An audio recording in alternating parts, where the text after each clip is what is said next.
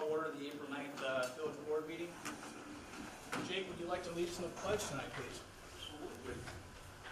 Pledge allegiance to the flag of the United States of America and to the republic for which it stands, one nation, under God, indivisible, with liberty and justice for all. Thank you, Jake.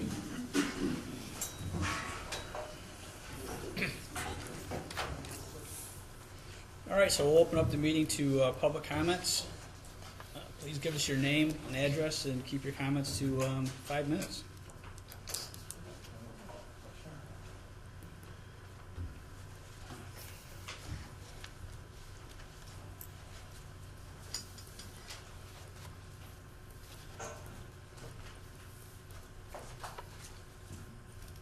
Richard Walder, 20 Elm Street. My question is the same one I asked last month and didn't get an answer to. Which I've asked on several other occasions.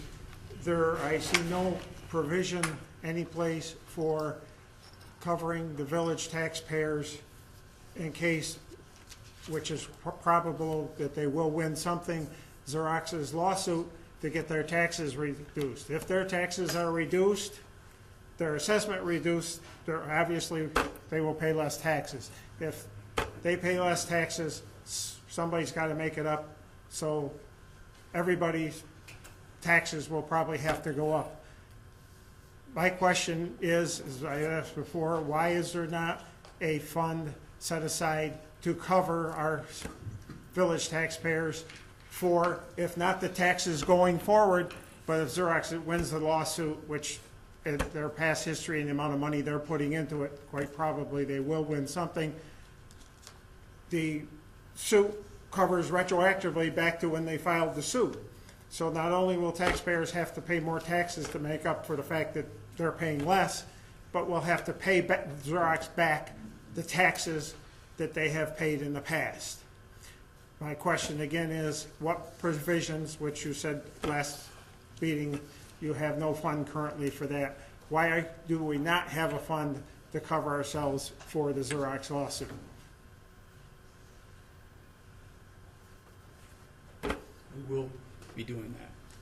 It's a little late. You've had 2 years already that you were asked almost 2 years ago on this. Where are we going to get the funds? Okay. Raise our taxes now?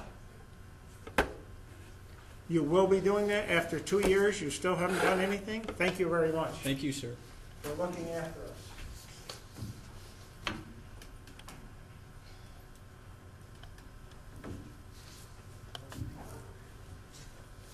Mr. Elder?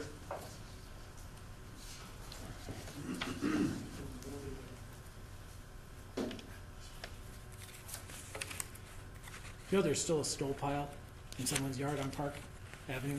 It's amazing. Amazing. Thank you for allowing me to speak tonight. Before I speak to the main issue that I wish to address tonight, I would ask that the What's your board. address, sir? Oh, I'm sorry. I apologize. You said my. It's okay. I messed up. How's that? No problem. Peter Elder, 59 Dunning Avenue. Before I speak to the main issue I wish to address tonight, I would ask that the board consider a line on the agenda that was removed, having the organizational meeting of the village board tonight. It appears that the item was removed by order of the board if you look at the website, but in fact, it appears that no order ever occurred. Do any of the trustees remember passing such a motion? I looked in the minutes, couldn't find it. Okay. The board can, of course, choose to postpone the organizational meeting, but the board must do so, not the mayor by unilateral action. The board set the date last year. I have the minutes right here if you'd like them, and here is a copy.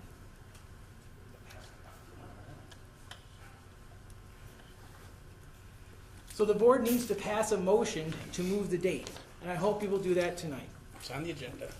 Oh, I didn't see it. I apologize. You just added it. Oh, you just added it? Yeah. Okay. Well, great. I was reading your mind. How's that for you?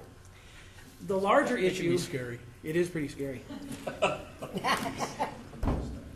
The larger issue, which I return to once again, is why is the mayor allowed to make these unilateral decisions? But obviously, at the last minute, you're not. So, this board is made up of 4 very competent trustees. All of you should be involved in the decision making, and hopefully it would be before tonight, but all of you should be informed of what's happening with village government. That's why it was a shock for me to learn that it appears that yet another human rights action has been brought against the mayor. And while I know you can't talk much about it, I believe that is correct. Although you could tell us that it actually has been filed, but I know in the past it's been very difficult to get that information, but I do understand that it's true. I would ask that the trustees consider the chaos that this mayor has introduced into the village office. The acrimony and fear that he's sowed is unique among mayors, yet alone among managers and supervisors. Village Hall is not a king's castle, and the employees are not serfs. And I know that the trustees understand it. I know it. I've worked with many of the village employees in the past. I know some of them personally, and I have deep respect for them. Can the board please make sure that this mayor stops terrorizing village employees and cease his divide and conquer strategy at Village Hall? Please intervene to stop the steady filing of complaints, grievances, and actions. And I'll have a list of those at the next meeting. Won't you let the employees know that they have your support by censuring this mayor for his consistent and persistent negative conduct at Village Hall? I know the employees have the trustees' support. I know they do. So please let them know it too. Thank you.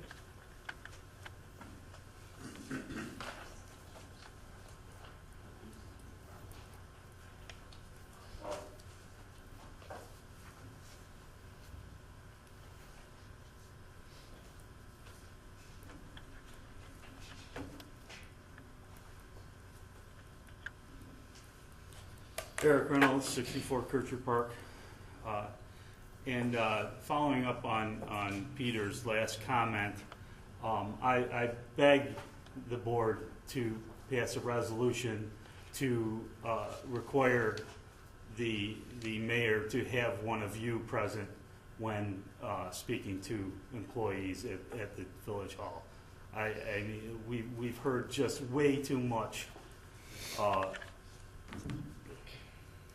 problems, just screaming, yelling, carrying on, treating people poorly, and we don't need that. We don't need that in our Village Hall. We don't need that in our village. Secondly, I'm going back to the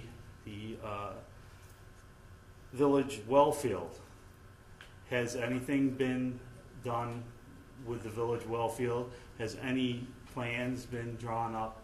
Has there been any money set aside or any plans of money being set aside so that we can defray the cost to the taxpayers when we have to close it, which we found doesn't have to be done immediately, but I suspect that it's going to start costing us money on a yearly basis as problems occur and maintenance and so on has to occur at that point. I'm not sure whether it's going to start being taxed by the town and the county. I assume so, because it's not a municipal well field anymore, so it doesn't fall under that category. So the longer we wait, the worse we're going to be.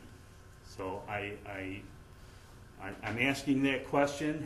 Does anyone know if anything has been planned in that genre? And I feel it hasn't been. So we'll on to the village taxpayers.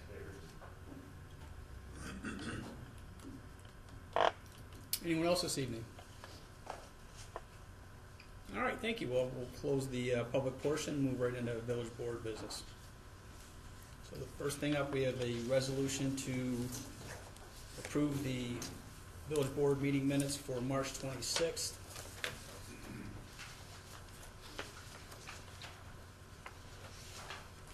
Anyone have any questions? Okay, then I'll make that motion. I'll second it. Trustee Lancy? Aye. Trustee Alpayne? Aye. Trustee Polito? Aye. Mayor Cahill? Aye. Motion passed.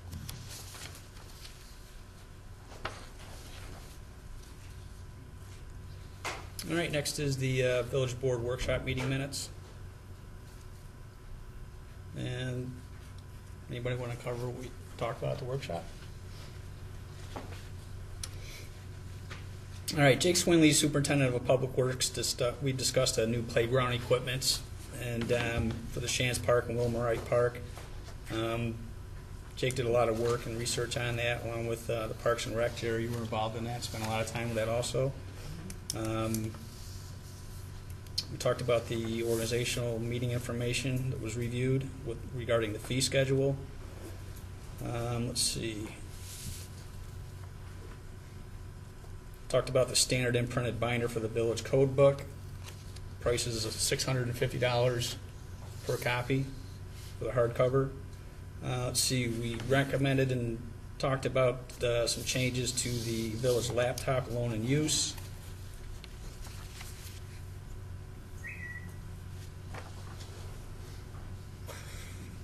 Jake, I thought you were whistling to me again. Spring is in the air, that was your Robin. You're so quick. Any questions? All right, I'll entertain a motion in a second. I'll make that motion. Okay. Second. Trustee Lucido? Aye. Trustee Belkane? Aye. Trustee Lancy? Aye. Mayor Cahill? Aye. Motion passes. Bill, do you want to do the motion for the I'd like to reorganization? make a motion to move the organizational meeting scheduled for tonight to April 23rd. I'll make that motion. I'll second. Mayor Cahill? Aye. Trustee Lancy? Aye.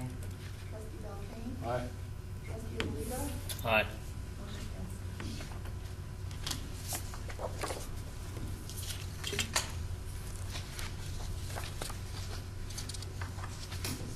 All right, next we have to approve the claims and prepaid warrants. I know I went through the bills, didn't have any questions. I had a couple, but John Carnival answered one and Jake answered the other one, so I'm Okay. good. All right, I'll entertain a motion in a second to approve the claims. I'll make that motion. I'll second. Trustee Lucido? Aye. Trustee Lancy? Aye. Trustee Belkane? Aye. Mayor Cahill? Aye. Motion passes. All right, next we have authorization for Mayor Cahill to attend local government workshop at a cost not to exceed $75. So I'll entertain a motion in a second. Make that motion. I'll second. Trustee Belkane? Aye. Trustee Lancy? Aye. Trustee Lucido? Aye. Mayor Cahill? Abstain. Motion passes. All right, now we have some resolutions, and I'm not going to read through every single resolution. I will read the heading. We've been talking about these for quite some time. One resolution, the first one up, that has been a long time in the works, Jerry, long time. And I'm very happy to see that, you know, these plans are coming to fruition for these two parks. So the first one is a resolution of the Village of Webster Board of Trustees to appropriate up to $65,000 from the Parks and Recreation Trust Fund for the purchase and installation of playground equipment at Wilmer Wright Park and Shands Park. So I'm sure everybody's read through this, so I'll entertain a motion in a second for this resolution. I'll make that motion. Yeah, I'll second it. Trustee Lucido? Aye. Trustee Lancy? Aye. Trustee Belkane? Aye. Mayor Cahill? Aye. Motion passes. The only thing I would note is that resolution is subject to a permissive referendum. Thank you, Don. All right, next is we have a resolution to establish a capital reserve fund to finance a specific capital improvement project known as the North Avenue Project Reserve Fund. And again, this also is subject to a permissive referendum pursuant to subdivision 4 of section 6C of the general municipal law. So I'll entertain a motion in a second for this reserve fund, to establish this reserve fund. I'll make that motion. I'll second. Trustee Lucido? Aye. Trustee Belkane? Aye. Trustee Lancy? Aye. Mayor Cahill? Aye. Motion passes.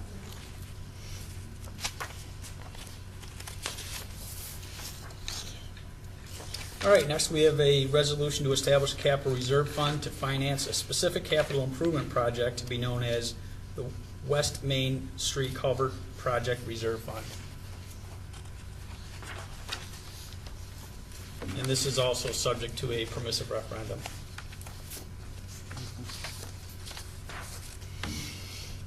I'll make that motion. I'll second it. Trustee Belkane? Aye. Trustee Alito? Aye. Trustee Lancey? Aye. Mayor Cahill? Aye. Motion passes. All right, next we have a resolution to disband and close certain capital reserve accounts. I do feel that I should read this Yeah. for clarity reasons.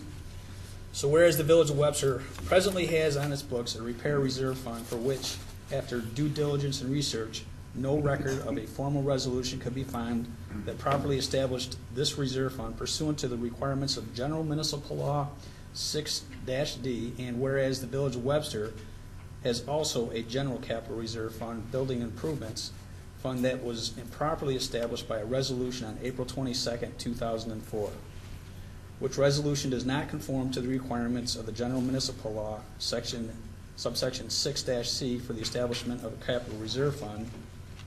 And whereas the aforementioned reserve funds were never properly established as a result of the monies in said funds are actually part of the village's unallocated and unassigned fund balance.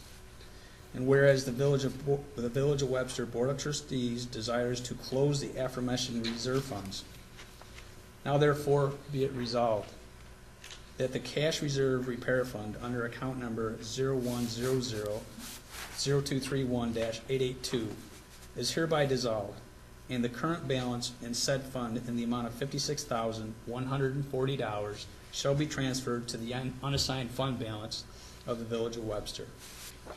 The General Capital Reserve Building Improvements Fund under account number 0100-0231-886 is hereby dissolved, and the current balance in said fund, reserve fund, in the amount of $382,114 is transferred to the unassigned fund balance of the Village of Webster.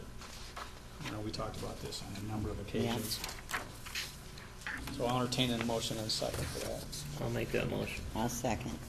Trustee Alito? Aye. Trustee Lancey? Aye.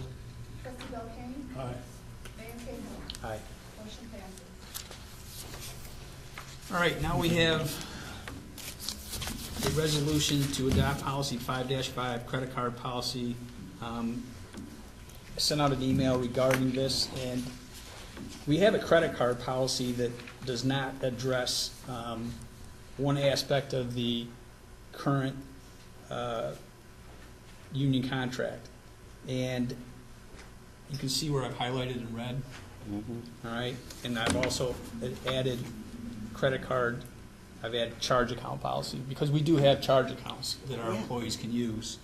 And on the supplemental page, you can see where I added the page from the contract that identifies the language under Section 3 Safety Shoe Policy, where it says, additional pairs of safety shoes may be purchased by the employee at the employee's expense through a Village of Webster payroll deduction. There was some confusion as to whether employees could charge on a credit card or charge an account for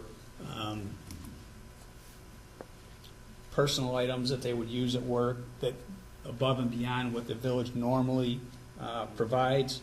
It had been done in the past, and it wasn't the fault of the employee at all. It was something that had been done years in the past, so it was assumed it was okay to do that. And there was no specific language in this policy identifying that, so I thought it was very important that we put the language in the policy that correlates to the contract. Because they are allowed to use a charge account or a credit card for boots only. It's very specific. Boots, not safety shoes, is that what you're saying? It's boots and shoes? Well, safety shoes, one pair, like one additional, they can buy an additional pair of safety shoes, that's all. Like, say we provide coats and shirts and jackets and Yeah. safety glasses, okay?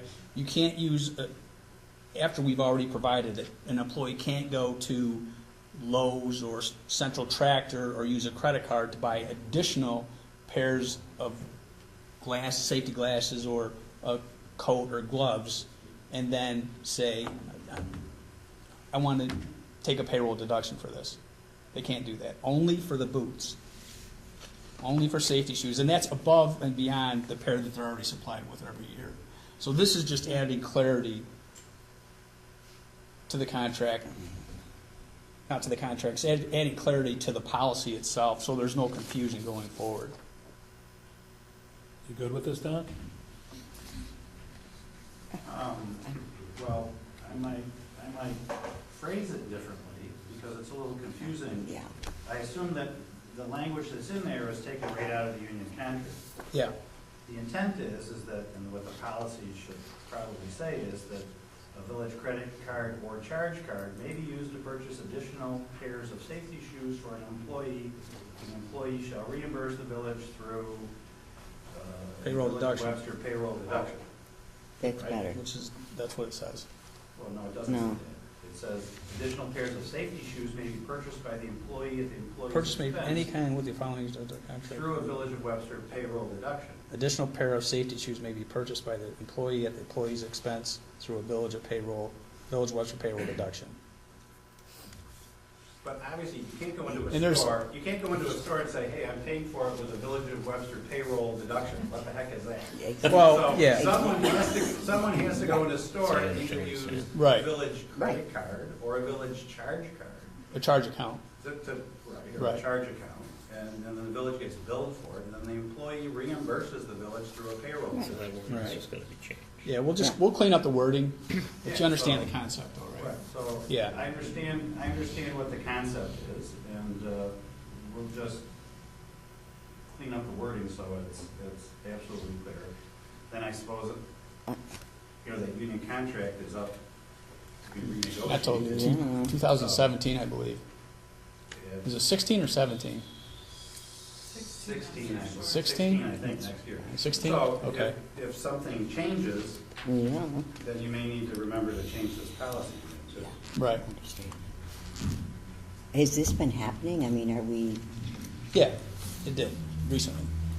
I'm not exactly sure what the whole point of the Yeah, union contract in the first place was for allowing that, unless the village gets some kind of a discount or something for safety shoes. Otherwise. I have no idea why it otherwise, was if in the you can't get- contract. If you're not getting any other deal, then just have the What? employee go and buy themselves a pair of safety shoes and they just pay Yeah. their own money for it. I didn't really understand why that's even I in the didn't union either. contract. I don't know.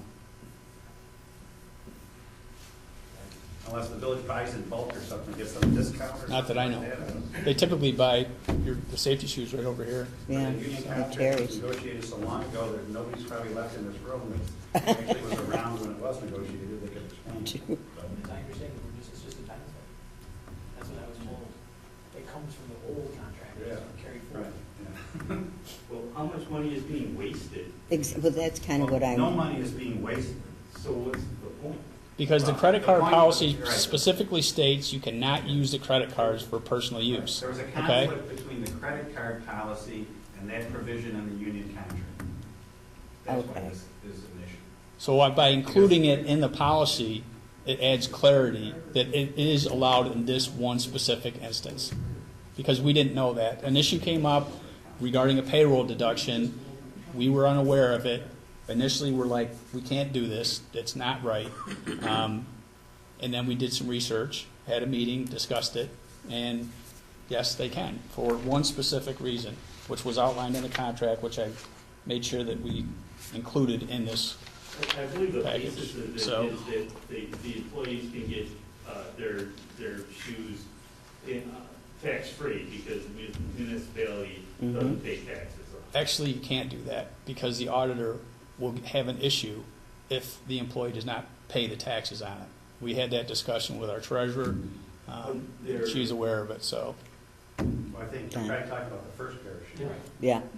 No, the first pair of shoes, they don't pay for it. Second This is pair a of second, shoes- this is a supplemental Second pair pair. of shoes, they have to pay sales tax. Yeah, yeah. But not the first pair. So what we'll do, if, does anybody have any objections, what we can do is, we'll clean up the language, I'll run it by you, Don, and we can put it on for the reorganizational meeting, and we can adopt it then. But it just adds clarity. It helps the village clerk, it helps the village treasurer, helps the union employees, so that everybody's aware of it, because I had no idea that provision was in there at all, so it's just clarifying a policy.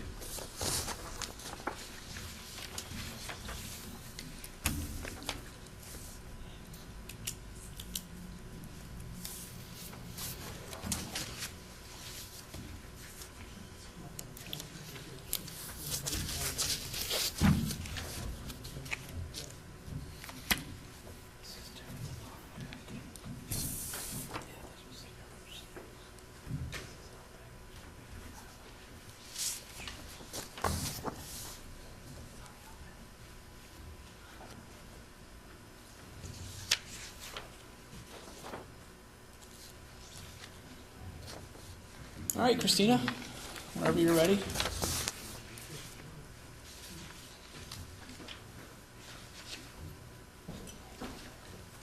Good evening, everyone.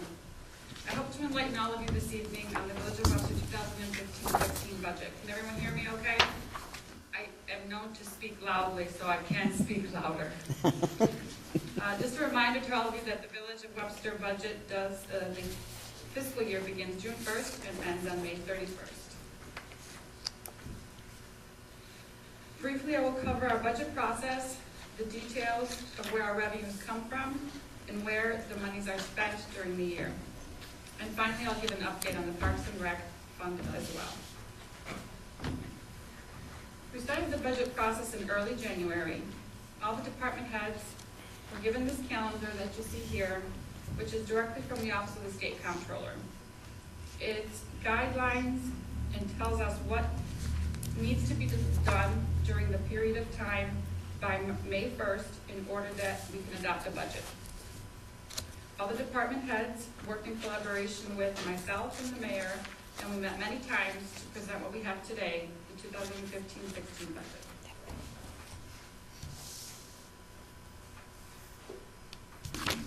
The tax rate will stay flat at $2.22 per thousand. We estimate revenues for this year to be $2,753,000. Appropriated reserves, funds brought over from our water department to fund the debt related to the same of $225,388. And finally, that will leave $353,889 to be appropriated from fund balance, allowing for no tax increase. Of the $353,000, $195,000 shall be transferred to capital reserves. More specifically, $70,000 to our culvert reserve, which we created today, $50,000 to our equipment rotation reserve, which will soon be created, and $75,000 to the North Avenue project reserve, which was also created this evening. Where do our monies come from? Our largest piece of income, as you can see, 48%, county sales tax. Property taxes stand at 22%. 11% from various other taxes, including gross receipts, cable franchise taxes, village permit fees, passport fees, and the like. 8% of our revenue comes from our sewage treatment plant, 3% from cell phone leases, and finally, 7% from state sources. Thanks, Jake. My AV person. Our village appropriations are broken out in several specific areas. The largest piece being spent on home and community services at 24% of the total budget, which includes services in the sewer department, street cleaning, brush and leaf pickup, street lighting, and the planning and zoning boards of the village. Secondly, our largest piece are employee benefits, which comprises 22% of our appropriations, including health care and New York State retirement. Thirdly, general government support, which is 20% of the budget and includes board and office salaries, various insurances, and the legal team. Transportation, whether our Department of Public Works covers 19% of our appropriations, costs related to road, sidewalk, and parking lot repairs. And the various other departments listed, we have 6% in the Department of, our debt service is 6% of our budget, 6% of transfers to various accounts. Projects that we'll be covering this year. As you are well aware, our West Main Street culvert project will begin soon, as soon as it gets warm. Next, I know Jake has various roads that he'd like to repair in our village. We will start preliminary engineering for our North Avenue Connector project. And finally, Jake's produced a very comprehensive plan. Hopefully we can start working on that, replacing much of the equipment, the trucks, the dump trucks, so that we have better, faster, better working machinery. Faster, yeah. But they'll go slow down your streets. They won't go fast enough. Next, an update for you on the Parks and Rec Trust Fund. As you know, new construction approved after April 26, 2007, $1,000 per unit. To date, we've collected $76,825 and spent $1,000. As you know, we will set aside approximately $65,000 of those funds in the next couple of days, to which they've approved the resolution this evening to purchase the new equipment for the playground. Budget is not necessary for this, as you are well aware. The funds can be used to purchase equipment and land for our parks, and of course, the new equipment will be installed at Wilmerite and Shantz literally in the next month or so. That's my presentation for this evening. Anybody have any questions, I'll be happy to do my best to answer them. I should point out that we will be using, as part of the unreserved fund balance, we are using some to keep the tax rate stable, and that the amount of money in our unassigned fund balance currently is 31% of this year's budget, of the coming year's budget, correct? Correct. And the state comptroller recommends that your unassigned fund balance be between 10 and 15%. So obviously we're above that. So the state comptroller recommends that if you are over 10 or 15%, to do a couple of things. One, establish reserve funds with those monies, and the second thing that they recommend is to return that money to the taxpayers, which is what we are doing with the $386,000 to keep the tax rate flat, essentially returning the money to the taxpayers. And we will be establishing a vehicle rotation fund. We will be establishing a tax stabilization fund to address the Xerox issue.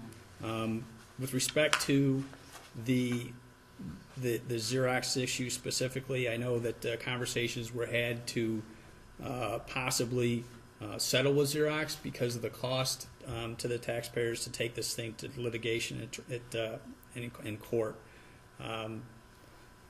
One number that I heard was to possibly talk about maybe $13, and that would cost the taxpayers an additional $23 or $23,000.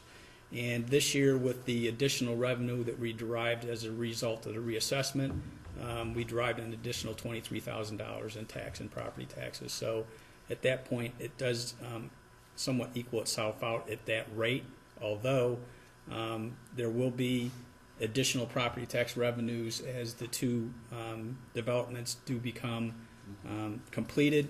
The one on North Ave is approximately $7.9 million with respect to the possible assessed value of it. So the point being, we definitely need to set that tax stabilization reserve fund up. We have talked about it. We will be doing that. But that's the reason that we are returning some of the money to the taxpayers, which is the right thing to do, and also to utilize some money to establish these other reserve funds. We've talked about the dire need to establish a vehicle rotation fund a number of times. It's the responsible thing to do. Most municipalities do that.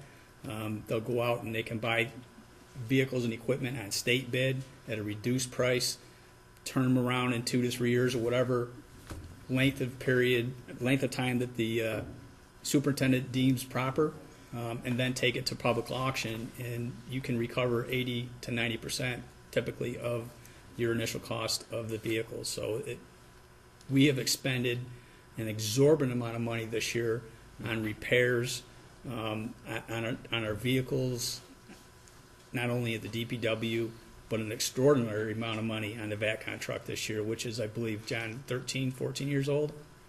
So,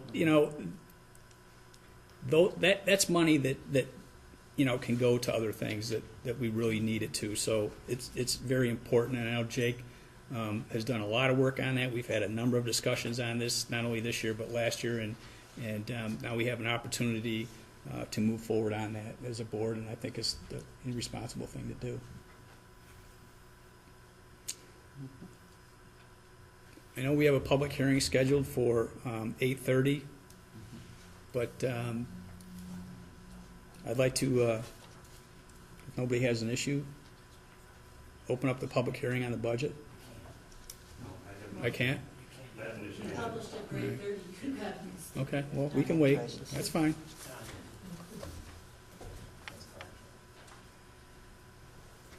You want to go over the comp and overtime report, Josette, while we're waiting? Sure.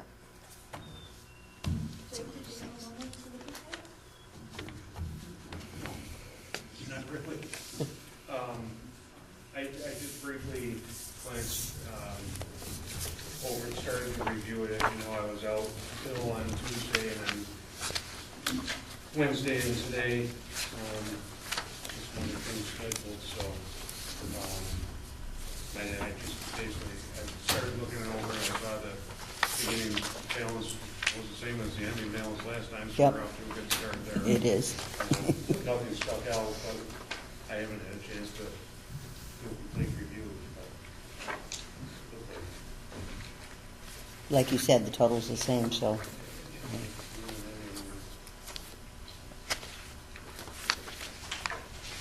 Yeah, I didn't see a lot of overtime either. Yeah.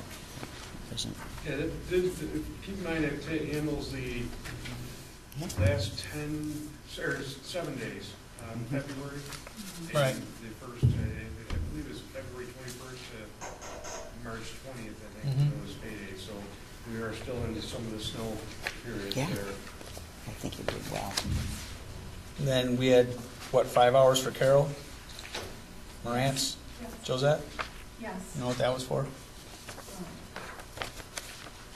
She worked basically a shift, because we are down a person in the office, Mm-hmm. so she worked a shift. Okay. Yeah, I have no problem with that at all. I mean, I know you're short-handed, and, if you need the coverage, either in the morning or afternoon, that's not an issue at all. For me, it's not. Anybody else have a question for that?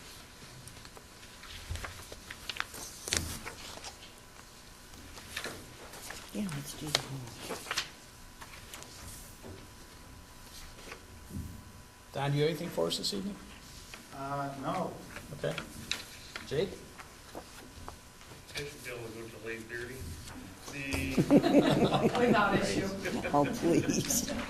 Let's talk about your field trips the last couple of days, Oh, boy. Well, especially the equipment show. the equipment show was Tuesday, and it's put on, or excuse me, Wednesday, and it's put on by the Western New York Superintendent's Association every year. And it was pretty well attended. There was about 1,300 people. And we've got an opportunity, not only for the group that I'm involved in putting on, but we also, obviously, there's a lot of us there have an opportunity to go through and meet with different vendors. And talk, there's another networking opportunity, the other superintendents. We got couple things that I think we're going to be looking at changes. I went over some things with Fritz today and some of the items. Specifically, one of them is a cold patch that we use. We had opportunities before for a different type of cold patch, but it almost sounded too good to be true. got some more information about that yesterday. Talked to some other guys that used it and said, it does what it says it does. Okay. Especially, Barra Drive is one, it's a high volume Oh. road that gets beat up. Yeah. Really got some, ones that'll jar the teeth out of your head down there, so. And, this cold patch, we'll put cold patch in now, because obviously you can't pave right now, we'll put cold patch in just to try to mitigate it. We know it's not gonna stay in there, but try to mitigate it so, instead of, 4-inch drop, might have an inch drop or a half-inch drop, but it'll, pop back out sometimes the next day, sometimes a few days later, depending on what the weather's doing. This product, they claim that it'll stay in there, and the actual feedback that I'm getting from other superintendents and that is that it will. So we're certainly going to give that a try. It's a little bit more, but the labor is a real dollar cost associated with putting it in. Plus there's people out in the street, people who, and people driving down the road, and want them obviously to be banging on the big deep potholes. Sounds good. But we're continuing to do that and that's mitigating a problem right now until we get into the season where we can do more permanent repairs. But that's one of the things. Today, I went to a traffic, got me out of line here, but I went to a traffic sign workshop down in Wyoming, in Warsaw, Wyoming County. It was very informative. We talked about, there's an MUTCD, they call it Manual on Uniform Traffic Control Devices.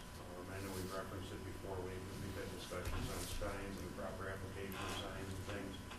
And it was a great, I think it was a real great workshop. We talked about, our sign policies and our sign inventory, and sign management was a big focus of it. And also got into sign placement and things like that. Get you a little more familiar with the MUTCD is about a 700-something page book. It's a 750-page book. New York's a little smarter than everybody else, so they gave another supplement to it that's about 400 pages. And then since that's very clear, there's a 300-page guidance document to tell you how to read the other, 1,000 pages. So, got some great insight. Feel better. It's a big project, even in a smaller village. It's still a big project. I think incremental steps and some of the things, the ideas that were shared today are pretty good. So that was that one. Did they resolve the, what, because I know we had a question about the mandate for, no? We can't, certainly not to avoid any requirements of a sign or The speed? Yeah, we can't change the sign, the speed limit. And it's a little confusing or a little troublesome in the village anyway, with typically the entrances in the village are on state highways. Right. We can't put an area speed limit because we can't change a state highway speed limit below 30 miles an hour. There's some different alternatives, and the street signs aren't quite as bad. The street name signs, historically, we've had the raised letters on a smaller panel. Right. Forever, I think it's kind of our standard in this village. I think we can keep the same look, not the raised letters, but we have to have some retro reflectivity, that they call it. And I thought it was the way things reflected in the 70s. Apparently that's not it. Retro reflectivity is the way that the light bounces back. Usually there's something that's reflective. If I shine a light up there, it would be reflective, it would get displayed over in that area, or reflect over to there. Retro reflectivity is how it bounces back to the light source. And that's the new standard for the signs. One of my biggest problems with the new standards, I don't know if it's just me, you drive down the street sometimes, the signs are so bright, you can't see anything. You certainly can't read them, and sometimes they're blinding. That's an installation problem. People are installing them the same way they used to be. They're actually supposed to be angled slightly away, so you don't see so much. But that was, it was a great class, very informative. So. Do the fonts have to be bigger on the sign? What's that? Do you have to increase the font of the lettering? Yes, on the streets, but it's not as bad because of the 30 miles an hour below.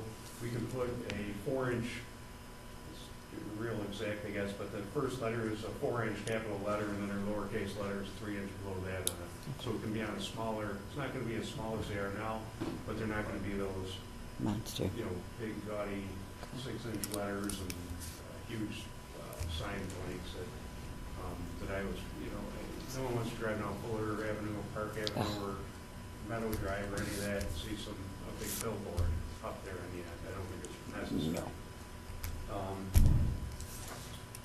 And look for authorization to send Jim Scott to cross connection control course for getting certified as a backflow preventer. He's been working with Fred and doing our backflow testing.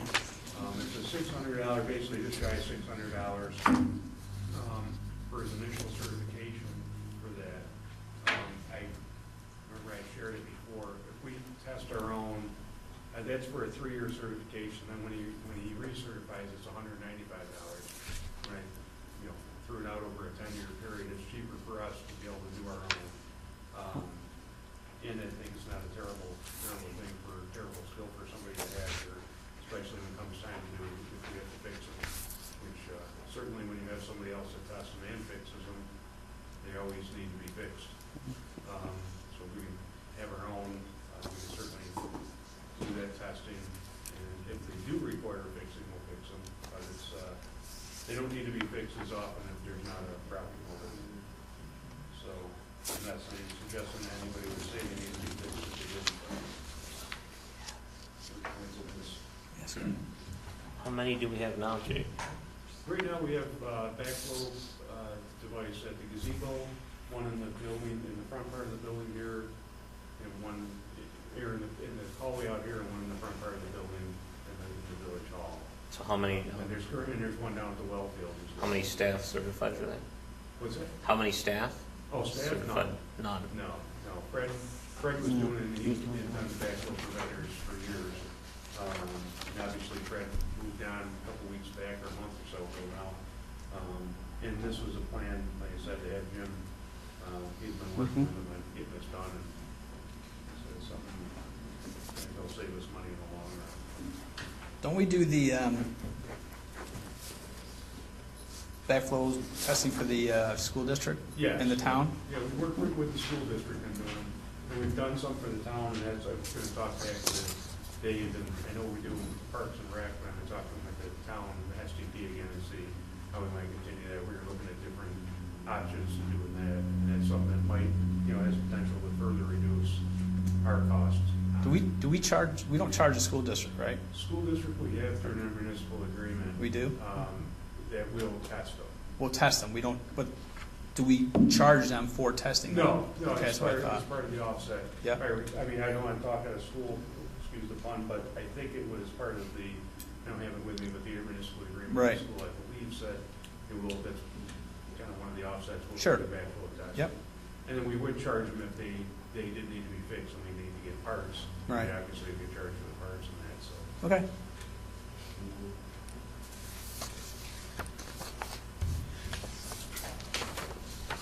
Okay.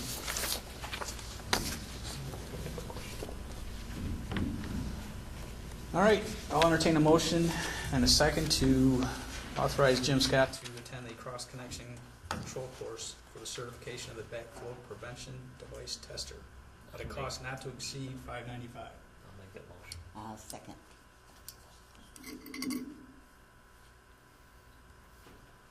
Trustee Polito? Aye. Trustee Lancy? Aye. Trustee Belkane? Mayor Cahill? Aye. Motion passes. Hey. Filler, I've got one more. Oh, sure, we know it. You got 10 more minutes to fill. All right, perfect, I can do it. One of the things that one of the gentlemen that's working on the class and teaching does Civil War, he had a big, long beard, and so one of the reasons for the Civil War reenacting, I was interested, I didn't hear it elsewhere, but today is the 150th anniversary of the end of the Civil War. When we were trying to end the Civil War, so maybe before you go to bed, it's not a bad thing to thank the guys that did all that. So we can enjoy these fun meetings, Last processes day. that we have now. Oh, yeah. Democracy we have, so, in one nation. And the other thing is, we're talking about budget, and hopefully things will come up, questions will come up. As we're working through the budget, I have Chris had in there, and the best information that I supplied her, which wasn't great, for as far as paving and what our DPW funds. Yeah. We have a general plan. Last year, we were working on certain streets,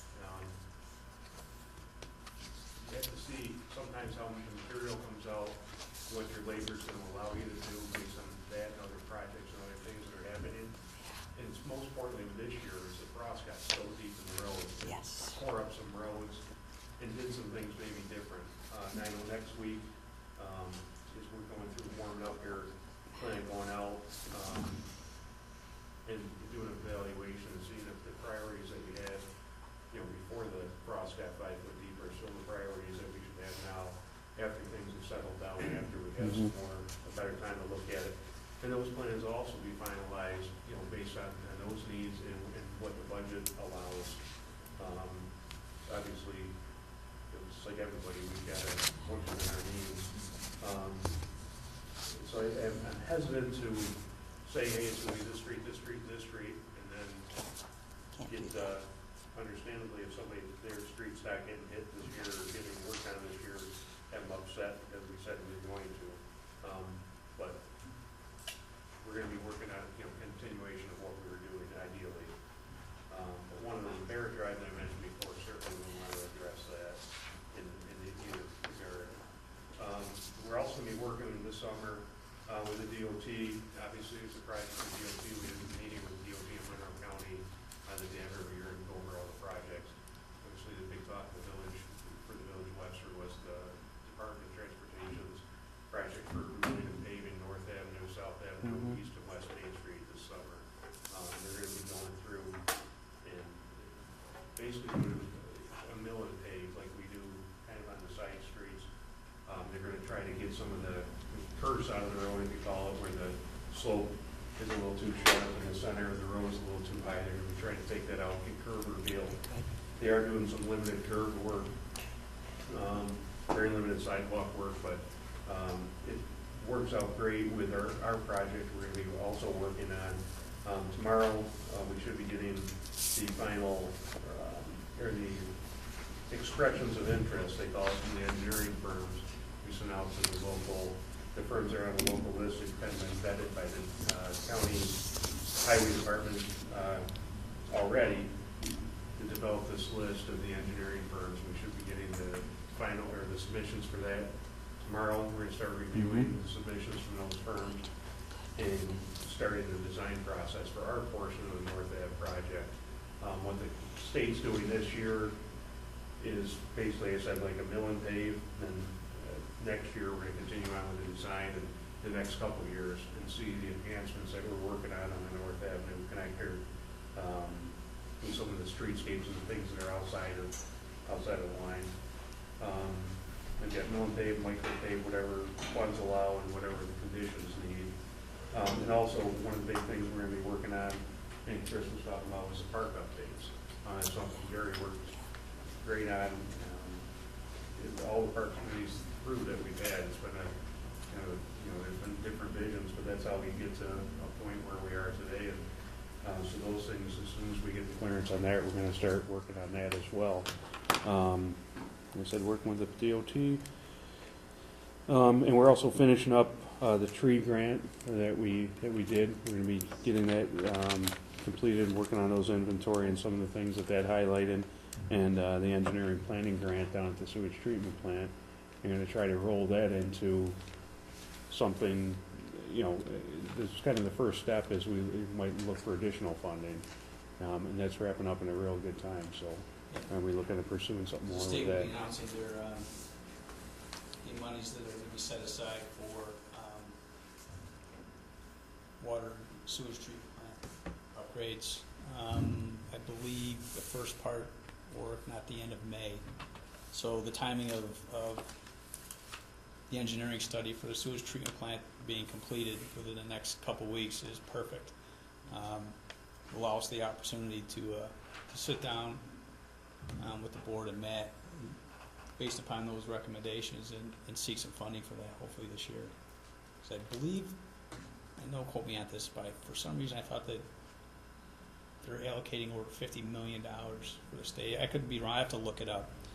But it's a significant amount of money this year for water plant and sewage treatment plant upgrades. Because obviously we definitely could use some upgrades up there. I don't think I'll get an argument out of you or John on that one. So it was great to get that done. And look forward to sharing the specifics with the board on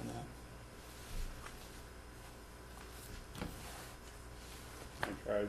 You did great. I think you could probably open the public hearing as long as you don't close it before 8:30. If somebody wanders in, the public hearing is still open and they can talk. All right.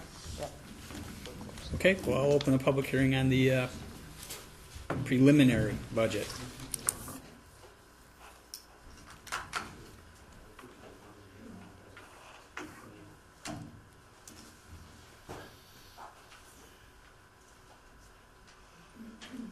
As far as the public hearing goes, I would also like to suggest that you may hold one again at the next meeting, seeing that the publication of the budget didn't make the paper until today, which was delivered late today. So a lot of people have not had a chance to see this yet, people that depend on the paper to get it. Okay, sorry, Richard Wolver, 20 Elm Street. I only have a couple of questions to begin with here. Line 0101, 100, and line 0101, 100. These both indicate a 1.5% raise for the mayor and the board. I asked this question at one of the workshops, and I'm asking it in tonight. What have you done to deserve a raise when you got a year ago, when you did away with the water department, got a major raise because you no longer have the responsibility or the headaches of delivering fresh, clean, potable water to the village residents. You've done away with a lot of your responsibility and a lot of your work, and now you want more money for doing even less. Why is there a raise when you just had a major cut in responsibilities? Anybody want to comment on that? Apparently not. We covered that pretty thoroughly last year. Well, it's a new year, Okay. This is a public hearing. and this is a public hearing. I have another question, seeing you don't want to really comment on why you need more money for doing less. Line 0101, 1950-400. What property in the village of Webster is taxable? That the village pays taxes on. There was nothing in the budget last year, the line is blank, and I'd have to pull the bill, I don't remember off the top of my head, but I do know that we spent $450 on taxes on what the town sent us bills for. I don't remember off the top of my head what properties they are. I can bring them to our next meeting and be happy to discuss those with you. okay, thank you. And I do also want to add that omission, the appropriations were printed in the paper when we sent them to the paper. They forgot to also publish the revenues. I wasn't accusing anybody. No, I who said understand, I it just wasn't want to there. make that clarification. I mean, in last week's Herald was published the appropriations. Correct. So this week was not today was not the first day the public was able to see the appropriations. The appropriations. They were there a week ago. Yes, but this week was the first day you were able to see That's where it's correct. coming We're from. just trying to clarify your comment. But Mr. Wall. the full budget wasn't available. The full budget was not available last week. Well, it was always available if someone wanted to come up to the village hall. But it had to be printed. Huh? People who do not work during the village. There's no requirement that you publish in the newspaper a proposed budget. I'm just anyway. saying it wasn't available. I didn't say it was required. I No, said it wasn't I available. think Mr. Reynolds made the How comment. would anyone have the Look, ability let's to? not beat, we're beating a dead horse here. Yes, sir.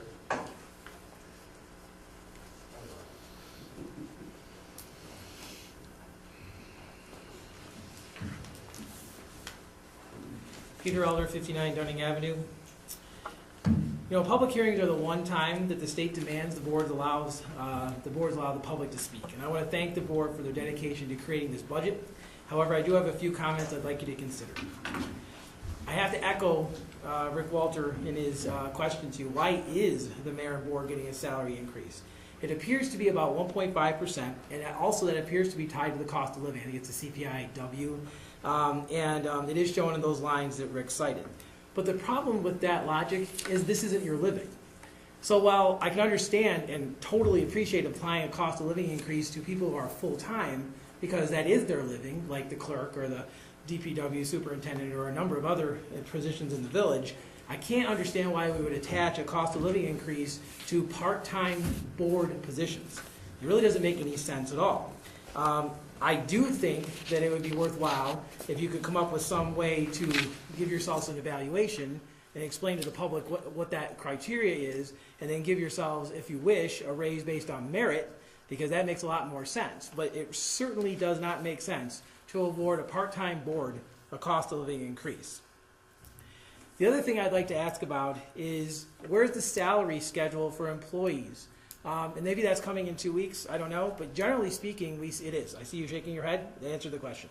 It is typically done, and I think it should be, but I think it should be done before you adopt the budget. So, I mean, technically, after this public hearing tonight, you could take a motion to adopt this, but I'd ask you not to until that salary schedule comes out. Okay? Also, I wanted to ask you if maybe you could address, if you can, why the budget for the sewer department has been cut by about, I think, $70,000. There's a line, I think that's about right. Is that, you're looking at me funny, is that not right? I don't think that's right. Okay. All right, I think maybe I look at a different version, or maybe my subtraction was poor, but I think that was somewhere around that figure. And I look, a lot of it was in the equipment, or at least half of it, I believe, was in the equipment for the sewer department. I have to run back and get my lines. So, is that roughly, am I sort of roughly right? Kind of? Okay. Looks like she's just shaking her head, yes. And finally, I wanted to ask you if it's really wise for you to use it looks to be about 1/3 of the unassigned reserves to fund this budget. I mean, what you're really doing is you're using your reserves, your unassigned reserves, to cover your expenses. So which means that really you're running a deficit. You're actually projecting a deficit, though, which I think is kind of a dangerous precedent. So because you're using reserves to make up the difference between what you actually are taking in for revenue and your expenses. And it is a fairly considerable amount of money. It's about $353,889. And although you're right, there's actually there's actually probably too much money as a percentage of your total budget. I would suggest that maybe you put that in something else, like a tax stabilization fund, or any number of funds that you could use to be assigned through the unassigned reserves. Additionally, but you could actually reduce taxes if you wanted to. That'd be kind of a neat thing to do. As of yet, the public has seen no total plan for the use of the unassigned reserves. At least, I don't think we've seen one. Like, it would be nice to just have a list that says, here are the unassigned reserves amounts, and here's how we're going to appropriate them into these specific funds. We kind of see them piecemeal here at the meetings where you're establishing the funds, although I missed the $75,000 that you did for the North Avenue Connector project tonight, so I'm actually not going to even mention that. But I just think that it would be good if you had one sheet, that's all it would really take, that says total unassigned fund, total unassigned reserves at the top, and then said appropriations to fund balances, so that we could actually see what was being appropriated to what fund balance and how much was left over in unassigned reserves at the end. It would help, I think, the public. It might also help you to reconcile your annual budgets, how much is being placed in it to balance your budget, and then how much is being placed in the funds. And it also is this. It's kind of a matter of transparency and openness, because it really does help, again, you and the public see how the unassigned reserves are being spent. So, in summary, what I'd like to do is for you to consider keeping your salaries flat, because, again, 1.5% should not be given to elected part-time officials for a cost of living increase. And also, I'd ask you to be pretty cautious about using reserves until you have a real good published plan that everybody can see. And I don't know if has the board seen a plan of how all that's being done and like categorized like that? Jerry's shaking his head no. Maybe you should. Just a suggestion. Okay, anyways, thank you very much. Sure, thank you.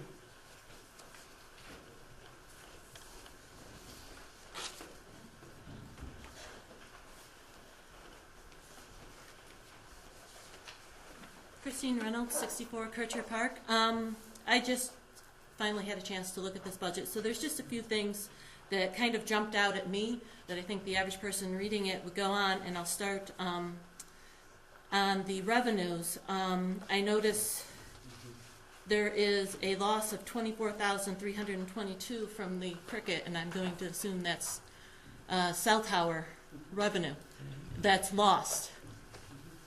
And so that is lost. How are you planning to make up that money?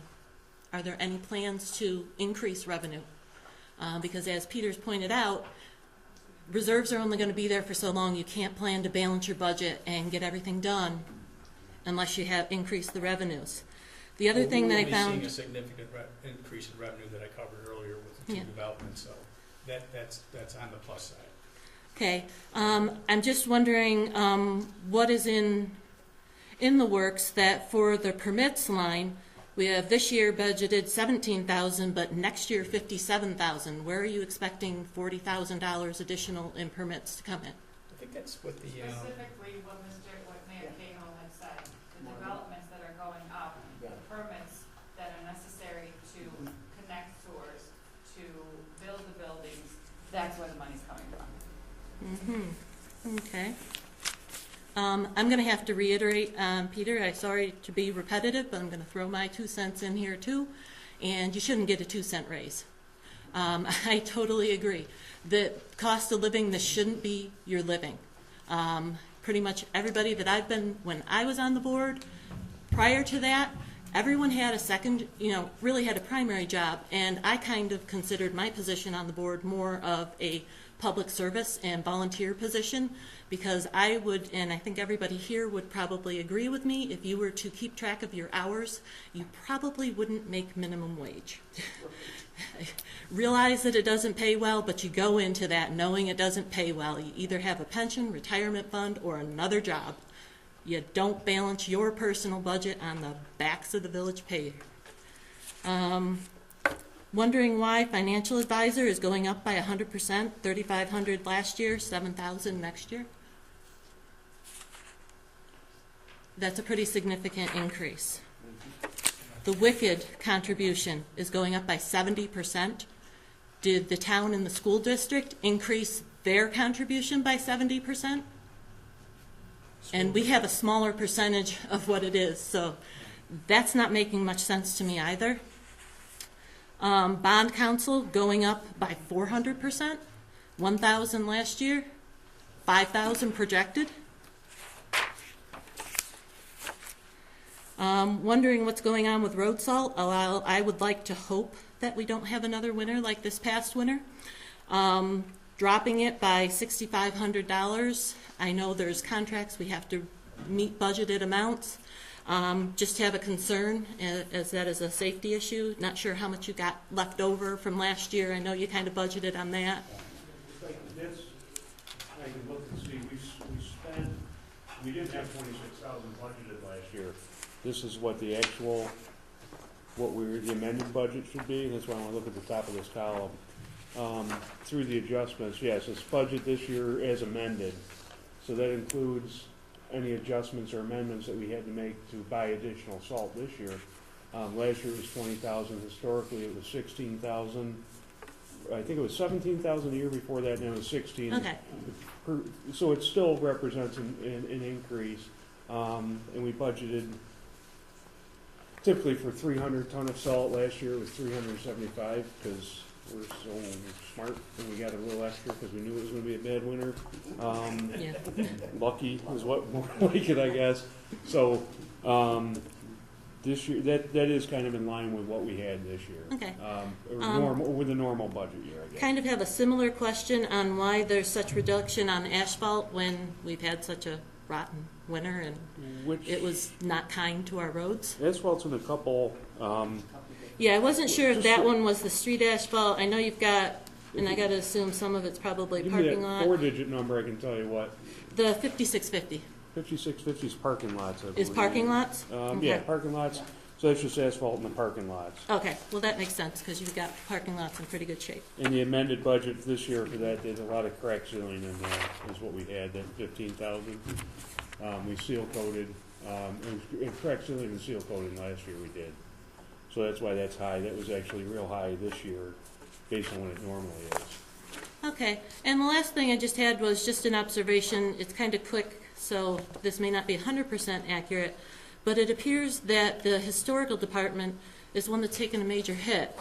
I see you kind of gave some of the others, even like the band got even $9 a year.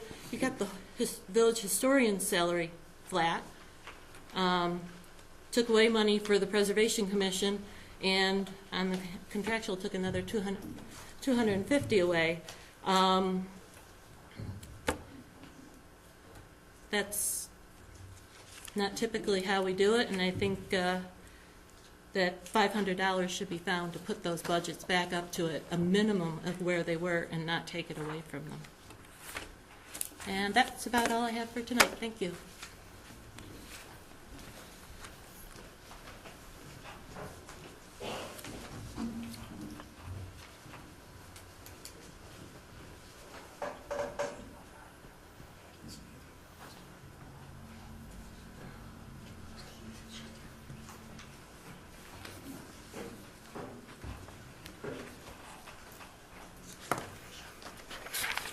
Eric Reynolds, 64 Kircher Park. I have a few questions. I'll start at the top of the list. I agree with everyone who has been up here that the trustee and mayor's salaries probably should stay flat. It looks like there's $441 there. That would be well served to go back to the historical committee. I see that our historian is the only employee that wasn't offered any raise whatsoever, not even the 1.5. That's an error. I think, yeah. That's an absolute error. Well, that's what's in the budget, so that's what I can go by. I understand what you're saying. So, you know, somewhere we need to come up with that $500 for the historical department. This is a historic town. We need to keep that up. Line 1325 100. The clerk treasurer office personnel has gone down by about $10,000, a little more than $10,000. Is there any reason for that? I cost less than the last treasurer. Okay. $10,000 less? Secondly, the person we had, the person we had in the clerk, in the Clerk two? receptionist that we had cost more than the person we intend on hiring in the future. So Okay. that's the difference. Because that was a contract personnel or from Well, a temp it was a, I don't know. temp service? Municipal terminology here. Help me out, somebody. It was a clerk 3 Thank you. with significant tenure. So the salary there was higher than what we intend on hiring now. Okay. Line Are you 13. telling me you'd like to give me a raise? I'm just asking. I don't want us to come up short in one place, and when I see drops and big raises and big drops, I have to ask that question. The 1325 200. That's a $39,000 difference there. Well, remember last year what we did? We installed a new server for $40,000. Okay. Thankfully, we don't need another one. Okay. I think I had remembered that, but again, looking at the next line, the computer line, we're going from $2,000 to $3,500. I assume that's for personnel computers. Yes. Okay, so based on my experiences, that's about 7 computers, about $500 a piece, Yeah. This give or has to take. do with Will's printer. Will, It's a specific, specialized piece of equipment that Will needs for his math Okay, printings, matte printer. Matte printing. okay. So that, That's about $2,000. okay, so you are planning about three computers a year, Yes. and this is an addition? Okay, that's what I would recommend anyways, so that's fine.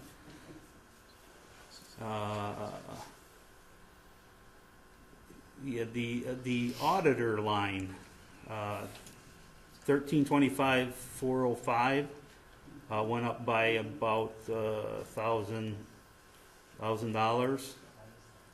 That seems like a bit of a raise. The quote that they gave us, we're Okay. using the same auditors that we've used in the past, for the past 4 years, to the best of my knowledge, maybe even more. Reed Maxick, and that's the quote that they gave us. Okay.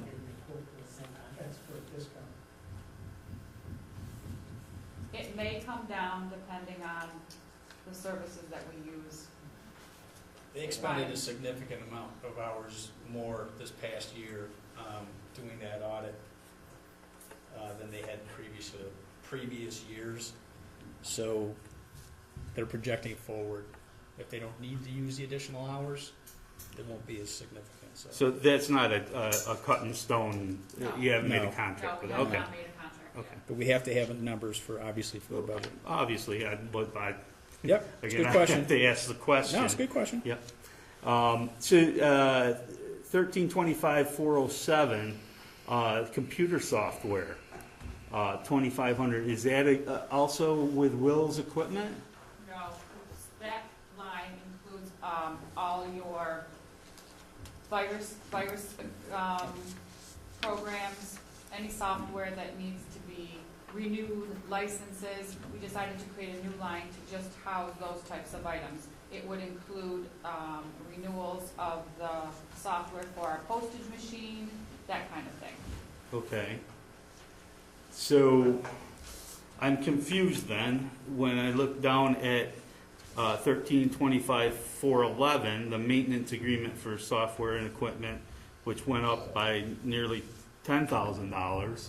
Well, because we didn't have, that line didn't house all the items that should technically be there. When I came on board, we kind of took a turn to, not to say that things that were done differently in the past, Mhm. we wanted to put things directly in the line where they belong. So trying to house things together that belong together. So on that line, we're putting things like our Harris program support, which is a sizable, I want to say it's about $7,000 for that. And I misspoke. That line actually houses our postage machine software, the maintenance agreement for that, the maintenance agreement for our Harris, our server agreements, all those kinds of things cut. So that totals up $17,000. Where's Okay.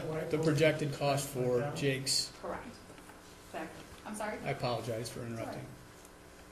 The projected cost for the maintenance software that What's that Jake called, and Chris. Jake? Where did that Manager go? Plus. Thank you. Manager Plus. Is $3,500, and that is included in that line also. Okay, I just wanted to Is that mention a that. one-time purchase? No, it's a cloud-based. We have Manager Plus now that we purchased in about 1998. On DOS? I think disk? Yeah, I think it was on Abacus when we got it first, and then they had the big disc. And we last updated that about 2002. Right now, Fritz has got 2 computers on his desk, or 2003, I think it was, because he's got a new a new desktop. The And it new won't run computer on- won't run on that, and rather than get one that will become obsolete next time you come up with another Mhm. version of Windows or decide they don't want to support something anymore.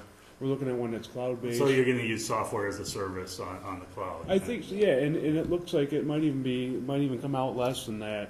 I'm waiting, we had a webinar, or not a webinar, a teleconference the other day with a person from the Manager Plus.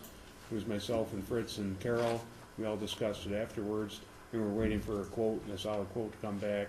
There were some differences as far as what we can transfer over and what we can't. And we're gonna, once we work that out, I think hopefully it'll end up less than that. And have Well, that sounds monthly like fee. a reasonable expenditure. So, Mr. Reynolds, to Yep. address, because I found Yep. what you're looking at is we're working with not two different budgets, but it's laid out differently in the paper than how we actually lay it out when we start working on it in January, so. Okay. with Well, my- I have the same, I know, but that's different. bear with me, I'm still new. Oh, okay. The Harris program is $7,000 for the year for the support. Our postage machine is $2,250.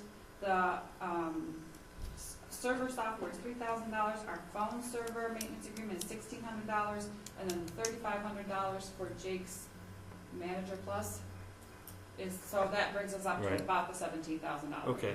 range. The server software is $3,000 a year, The maintenance agreement. maintenance? Yes. Wow.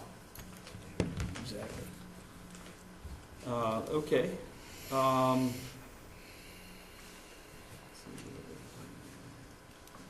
Oh, yeah, the financial advisor line, 1325, 421, doubled. Is there? That is in there only as a precaution if we need to, based on our project on North Avenue, we will be expected in a span of 3 to 4 months to spend $1.2 million. Okay, We have to expend the money before the state will give it to us. okay, Well, we don't want, we can't use the funds we have in the bank to do that. right. So we may need to get vans. So it's like a flip. Exactly, Right. exactly. Yep, So, okay. so that's why we can't get vans without bond counsel and financial advisors, and Okay. they get their piece. Yeah, of it. I think bond counsel was another Yes. one of my Right. That's why questions. that went up also. So, the next couple of lines, the passport issues, so is that because they were broken out of a different Yes. place? Right. Where As were I they mentioned broken out of? before, in order to track things better and to know where things are coming from and where they're going, Okay. the mayor, Jake, Josette, myself, Carol have met several times from the time I started, which was a very good learning experience for me because that brought me to understanding of how things work in the municipality and what accounts everybody uses. It's just easier to see how much we spend on passport postage, how much we spend on passport supplies. Not that I'm gonna spend an hour trying to figure out how much is in office supplies. That's why we broke it out. Okay. I see. Did we save that much on copier, Yes. by going to the newer copier? To Toshiba, yes, we did. Congratulations. I have the same question on the taxes on village property. Is that taxes that are coming from the well fields? It could, again, I don't remember. All I know is I recall writing the check for To the town? several bills that we received that totaled approximately $450. I think that's what the line says. And that was to the town, you Correct. believe? Yes. So I believe that that's But I will probably. pull that data for you so that I have Please. it ready for you for the next meeting. I'm concerned that we're starting to spend tax money on taxes. Well, it's probably property outside of the village. And I would suspect the town Right, clerks that for we the county as well. I haven't suspect it's probably paid county. taxes on because it was being used as a municipal Again, I don't know exactly. water supply. I believe. I believe that's probably what it is, but I'm not sure. I'd be I will glad have to answer find for you that in out. 2 weeks. Thank you. Christmas lights. We're spending $1,000 more on Christmas lights this year than last year? Hopefully more if we can. We'd like them to look prettier. That was my idea, you can help me. I want to keep Okay. them, I want will. to change that to zero, Um, they won't let me. So, We saved on the treasurer line, so. okay. Good job, good job. But, so that being said, we also deducted money from the White Christmas line, which we also want to look good. So I'm not so sure that we need to, take some money from somewhere and add to the White Christmas, because I think that's a very big draw in the village, because nobody else does it. No one else. Yeah, so that's Christmas lights. Well, just to elaborate on your comment there a little bit, I want to give you some insight as to why it got lowered, because the office staff this year bought the refreshments and the cookies from a place different than where we bought them traditionally, at a significantly lower cost. So this estimate is actually above what they actually paid, but that's how you budget. If you Okay. change something, we still provided the same refreshments, the same amount of cookies, everything. We're just reducing it because we based it upon savings that the office staff And garnered. it's great that you're letting Yeah. us in on that. Sure. That's what Sure. we need to know as citizens, is why things are changing. That's, yep. And thank you for that. reference, I just looked real quick, 2 years ago, on a white Christmas, we spent about $790-something. That was $1,000. This year is $291. So when you average them all out, the 700 is probably About a pretty right. decent estimate. Yeah, and Okay. consistently, if we budget 1,000 for something and spend 6, eventually we're gonna. Yeah, say- eventually you bring it down, yeah, sure. Let's bring it down, or let's put it at Makes 7. sense. Makes sense. Memorial Day ceremonies was dropped by $100, but those are our boys. We want to make sure we don't short them on anything. Again, it was based upon actual expenditures. Okay.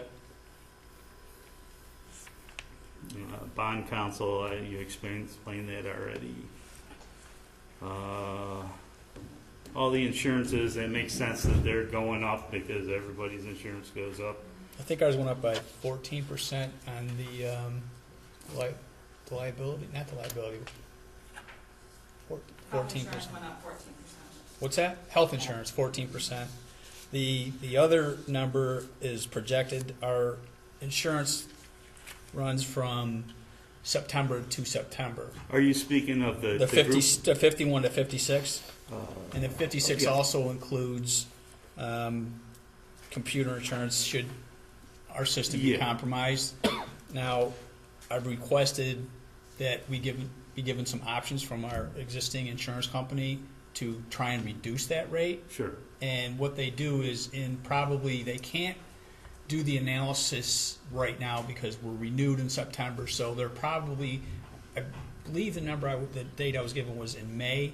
They will solicit their underwriters and ask for new quotes. They'll provide the board with some options, whether it be increasing your deductible rate to bring this rate down, because to me that is a pretty significant jump. And we had a conversation regarding some other issues related to the water, but we will know more going forward. But this is a number that we have to deal with right now. Sure. And is that different than what you're talking about down below in employee benefits with group health insurance? Yes. Yeah. Okay, because I That's see a that huge that's jump. That's a big jump too, but I assume that that's insurance something at to the do with top is- Obamacare or something. Liability insurance. Liability? Yeah, the insurance is up there, liability. Yeah, 56. okay, yeah, the insurances, yeah. Okay. All right. Under utilities, the telephone went up by close to $3,000. On line 1620 404. 404. Yeah. Is there, do we use the phone that much more? I don't know. When I was doing my analysis of line items and looking directly at the bills related to specific lines, sometimes it was found that the previous year budget wasn't budgeted properly. So this year's budget, to the Correct. best of my knowledge, is corrected accordingly to the bills that we receive. Okay. Essentially, it was under budgeted, so we're going to be Correct. over on those specific lines. Okay. One thing that we're also looking to do is to get another quote from Verizon to come in and say, okay, look at your plan. This is what we're paying right now. Can you guys, For both, for cell phone and. just for the cell, Just for the cell. cells, And yeah. if they can do something with land, that's fine, but initially it's gonna be for cells, Yep. to see if they can beat the plan that we currently have with Sure. AT&T. Okay.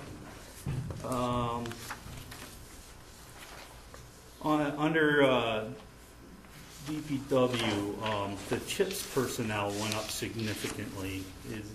Can you explain that? to Yeah, me? it's everybody's home department. Okay. Everybody in the DPW's home department. If you look, any line that ends with a 100 is a personnel line. So in any given day, one employee here might hit 3 or 4 or 5, even 6 different lines, depending on what they're working on. Okay. But that's everyone's home department where everything else goes to. Again, So those are- that's kind of like administrative time? No, Is- that's, It's yeah, hourly it rate could be, increase. vacation time, things like that. Okay, And it's also the road work lines as well, that goes into there. okay. Yeah, that 5112 is all the road work.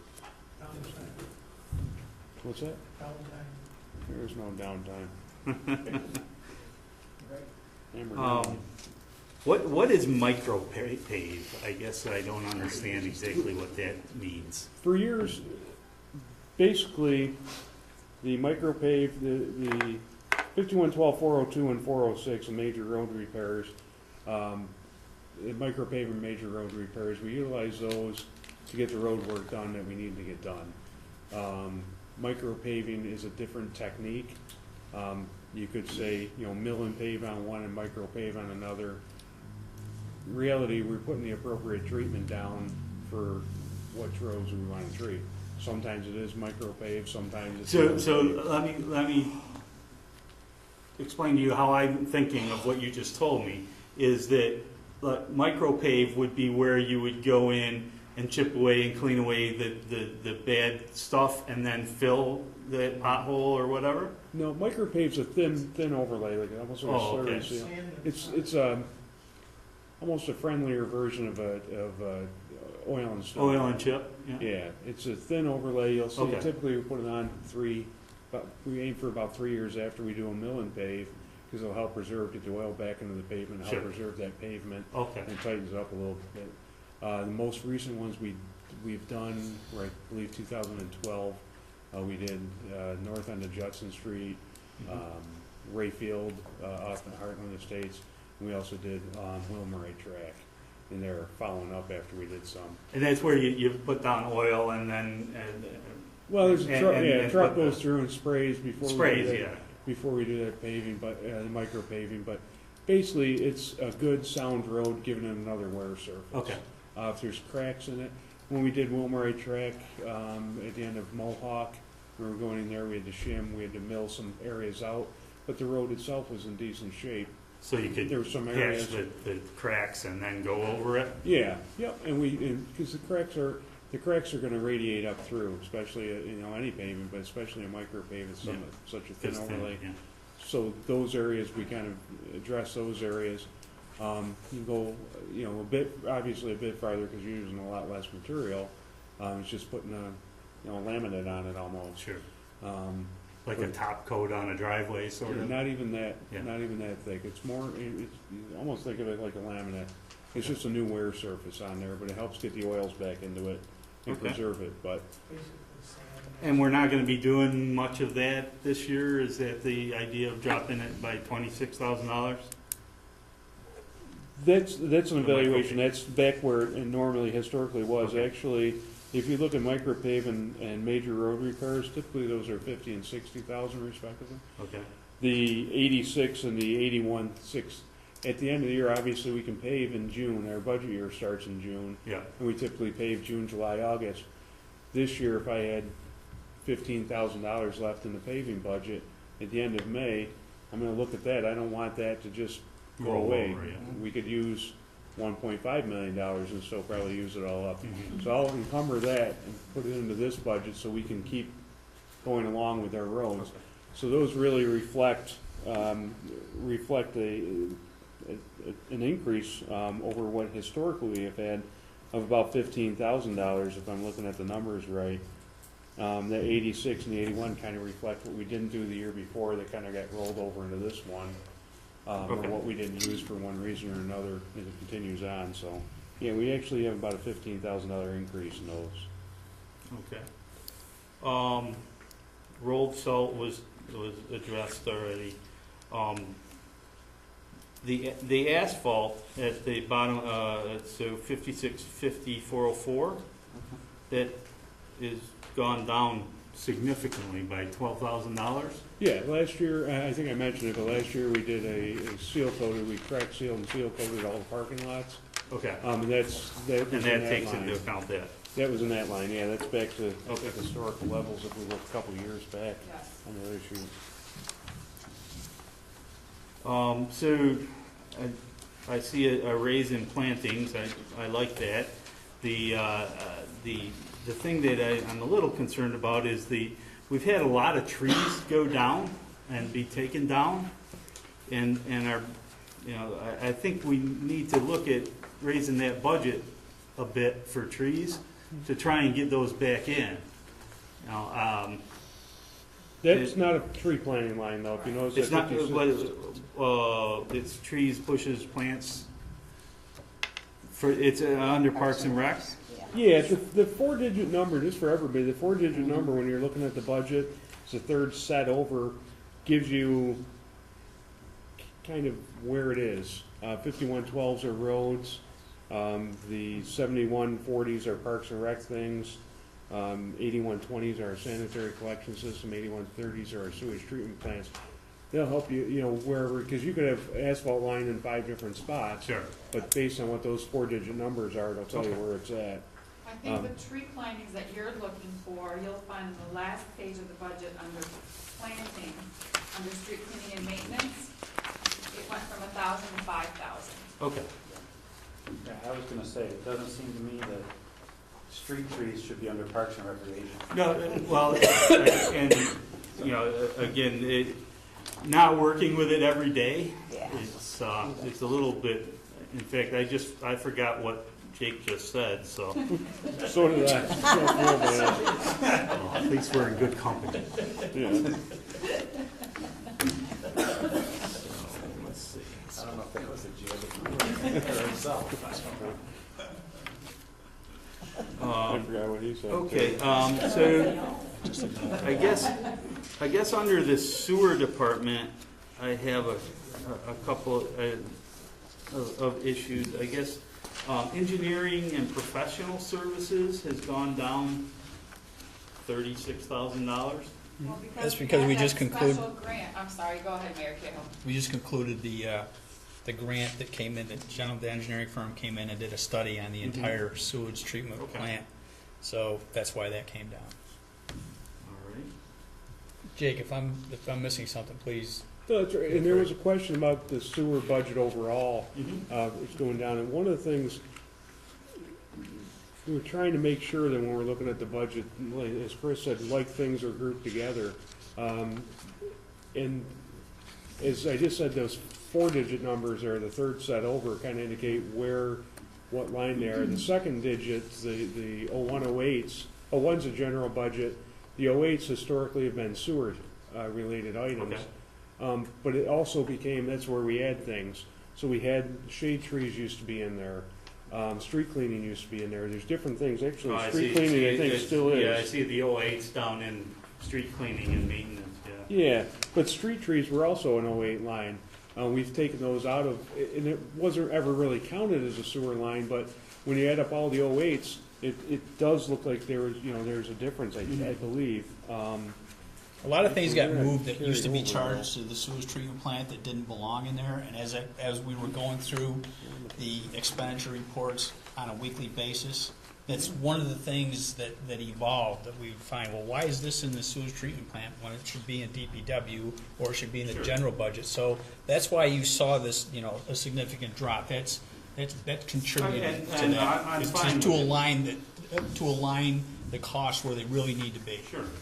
But I know that there's a lot of people out there that are completely in the dark on how this all works, and and we're, you know, it's all smoke and mirrors to them. And to me too, I'm asking these questions to try and educate myself. No, as they're all well valid as, questions. You know, trying to help Yeah. other people understand it. And it gives us a better understanding of what the true costs of the sewage treatment plant really are. And that was the ultimate goal.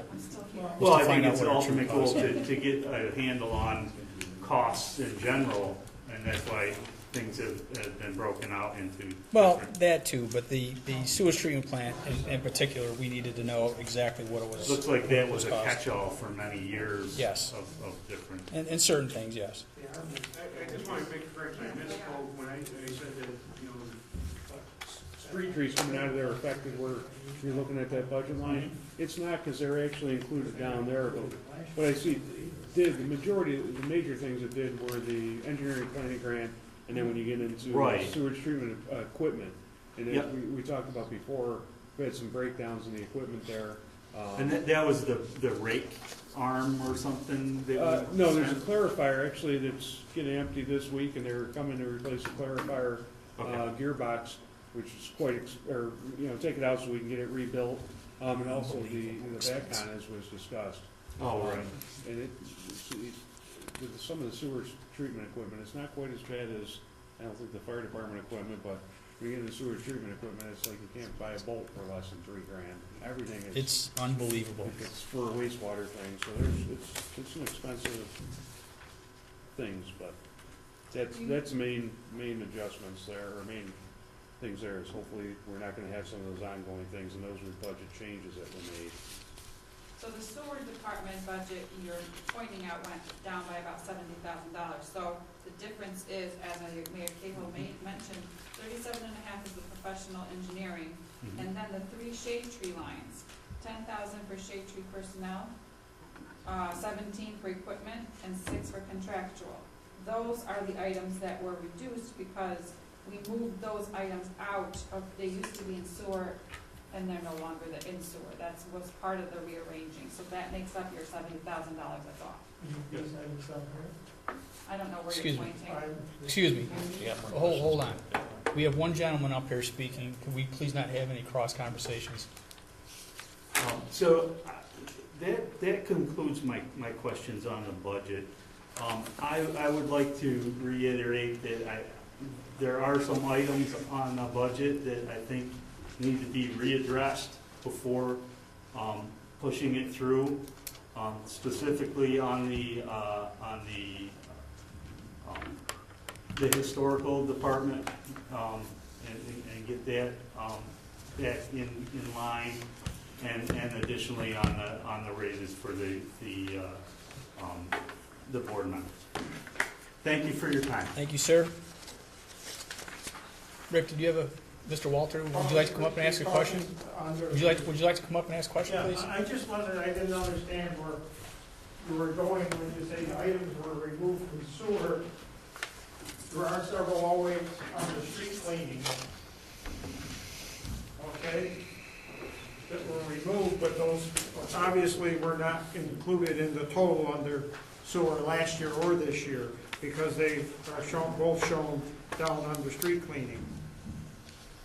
That's what I tried to explain, that I misspoke when I said that the street trees coming out of there affected that budget line.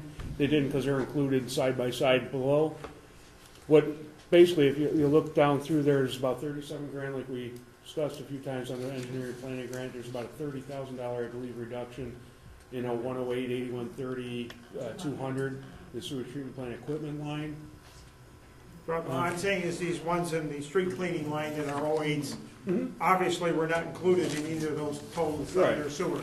Right, no, that's what Because they are, sorry, so I misspoke, but the 0108s, the reason we kept street cleaning in there is because we're cleaning the streets to keep things out of the storm sewers a lot of the times. It's not just purely an aesthetic reason. There's a functional reason for cleaning the streets as well.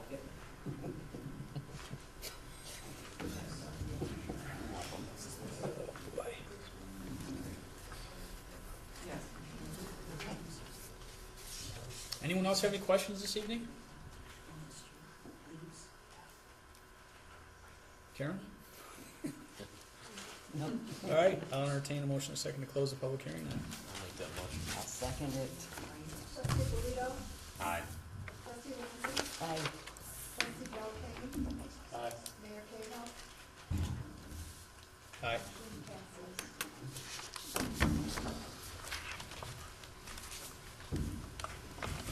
All right, so we'll open up the phone lines if anyone would like to call in, and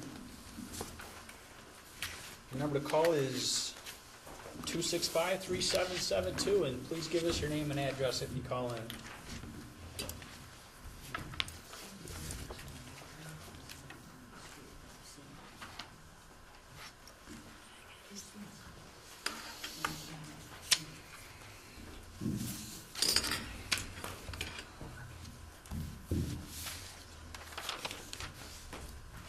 Anybody have any announcements?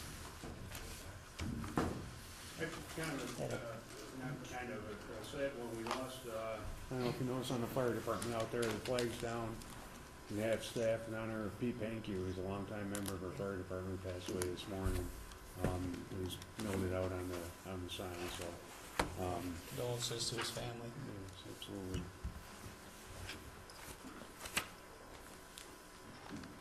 All right, doesn't seem like we have any calls this evening. So, anybody have anything else? I'll entertain a motion in a second to close the meeting. I'll make that motion.